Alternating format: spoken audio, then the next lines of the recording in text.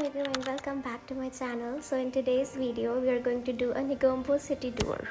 Almost सुबह 11 बजे we reached Sri Lanka and we had a stay of almost 8 hours here and we decided to explore the Sri Lankan city which is Negombo. Negombo is almost like a 30 minutes ride from airport और आपको airport से easily कोई भी taxi मिल जाएगी to take you to Negombo. We hired this taxi for 4 hours and it approximately costed us $53 which is like 15,000 Pakistani rupees.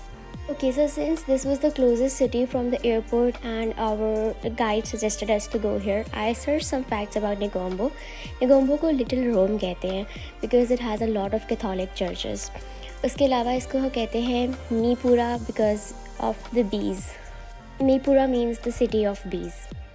और यहाँ पे different आपको रिलीजन्स मिल जाते हैं. There is a majority of Christians but Muslims Buddhist वगैरह सब यहाँ पे रहते हैं.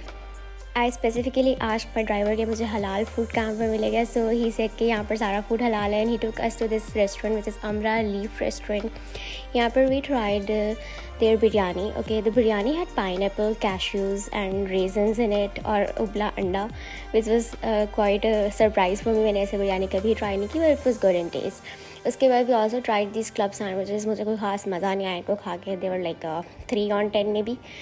And after that we went to the Negombo beach. The thing that I loved about it was कि airport से निकलते ही everything was so clean. The air was nice, salty, warm. एक अच्छी सी walk की हमने with the coastline. It was amazing. उसके बाद ये snack shop मुझे देखी. What amazed me was these pink popcorns. मैंने कहीं भी pink color के popcorns देखे. They were also multi-color popcorns. उसके बाद I decided to try some of the Sri Lankan ice cream. अच्छा, ये बिल्कुल फीस्ट के जैसे दिख रही थी and when I took a bite it was exactly same like Feast in Pakistan. जो पाकिस्तान में बॉल्स वाली फीस्ट होती है ना, इट्स एब्सोल्युटली सिमिलर. और हमें कुछ सीगल्स वगैरह भी नज़र आए. एक कौवा था जो कॉन्टीन्यूसली मेरे पीछे घूम रहा था और ये पूरी वॉक के दौरान मेरे पीछे घूमा है. So me and my husband, both of us are very much interested in exploring different cultures. So we decided to visit a church. So this was the Saint Mary's Church in Negombo City. So this church is considered as one of the biggest churches in Sri Lanka. और ये बिल्कुल heart of the city में है. It is on the Grand Street, which is also called as Mahavidya. History में इस site पर almost 500 years पहले भी एक church था, but this church, particularly this one, was built in 1922. Like the construction was completed in 1922. अच्छा, इस church के जो सीलिंग है उस पर बहुत सारी पेंटिंग्स हैं and the fun fact is कि those paintings are made by a local Sri Lankan artist which was Buddhist in origin. The church is huge और एट द सेम टाइम इसकी मेंटेनेंस भी हो रही थी. There was some construction work going on and this was our favourite part. It was a statue of Jesus and we spend quite some time here. Church visit करने के बाद we were off to our second location and this is the lagoon. Lagoon is a place जहाँ पे sea water होता है and there are boats. At least this is the information I got from the locals there. और यहाँ पर mainly जो है वो फिशिंग वगैरह होती है. उसके बाद we visited the most interesting place which was this is the Angurukaramulla temple. Honestly इसका नाम याद करने में मुझे काफ़ी टाइम लगा है.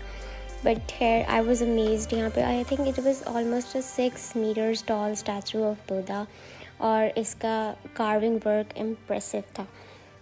अच्छा, टेम्पल में शूज़ रिमूव करके एंटर होते हैं और उसके बाद they ask you for a donation amount which is like 1,000 rupees for entry.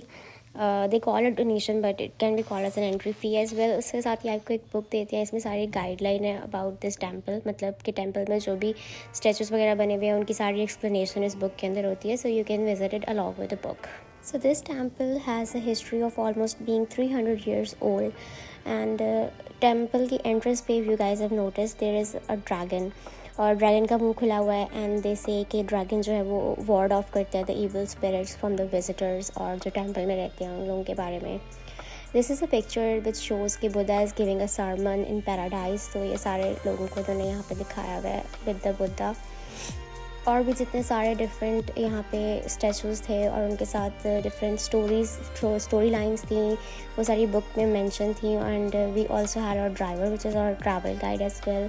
और like different stories about Buddhism, बहुत सारे फेथ के पार्ट्स और बहुत सारे बिलीव्स जो हैं वो सारे एक विजुअल रिप्रेजेंटेशन में यहाँ पे मौजूद थे। And the statues were so detailed, like the perfect और the finest form of art जो है वो ये स्टैचूज़ डिपिक्ट कर रहे थे।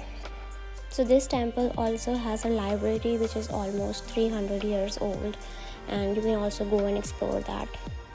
Okay, so this temple is almost like 10 kilometers or 15 minutes drive away from airport.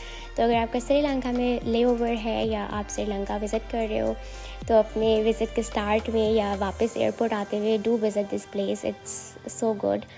यहाँ पे इजीली आ सकते हो विद अ टैक्सी और you can also use the local tuk tuk. Okay, so हमारा जो गाइड था उसका हमारा थोड़ा लैंग्वेज बैरियर भी था, but I think this is the place जहाँ पर वो लोग प्रे करते हैं।